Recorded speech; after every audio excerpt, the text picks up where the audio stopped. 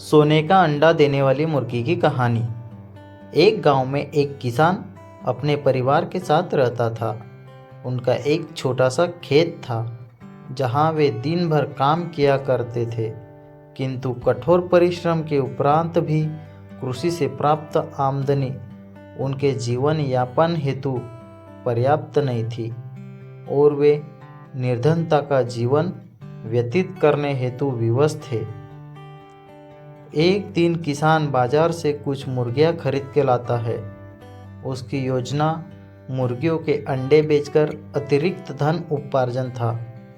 अपनी पत्नी के साथ मिलकर उसने घर के आंगन में एक छोटा सा दड़बा निर्मित किया और मुर्गियों को उसमें रख दिया।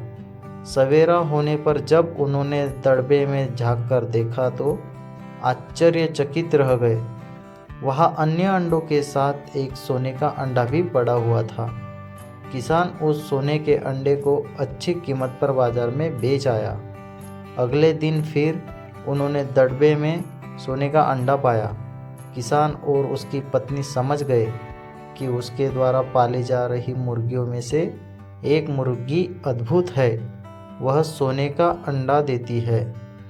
एक रात पहरेदारी करके सोने का अंडा देने वाली मुर्गी को पहचान गए। उसके बाद से वे उसका खास ख्याल रखने लगे। उस मुर्गी से उन्हें रोज सोने का अंडा मिलने लगा। उन अंडों को बेचकर किसान कुछ ही महीनों में धनवान हो गया। किसान अपने जीवन से संतुष्ट था, किंतु उसकी पत्नी लोभी प्रवृत्ति की थी। एक दिन वह किसान से बोली, आखिर कब तक हम रोज एक ही सोने का अंडा प्राप्त करते रहेंगे? क्यों न हम मुर्गी के पेट से एक साथ सारे अंडे निकाल ले। इस तरह हम उन्हें बेचकर एक बार में ही इतने धनवान हो जाएंगे कि हमारी 7 पुश्तें आराम का जीवन व्यतीत करेंगी। पत्नी की बात सुनकर किसान के मन में भी लोभ आया। उसने मुर्गी को मारकर उसके पेट से एक साथ सारे अंडे निकालने का मन बना लिया। वह बाजार गया और वहाँ से एक बड़ा चाकू खरीद लाया।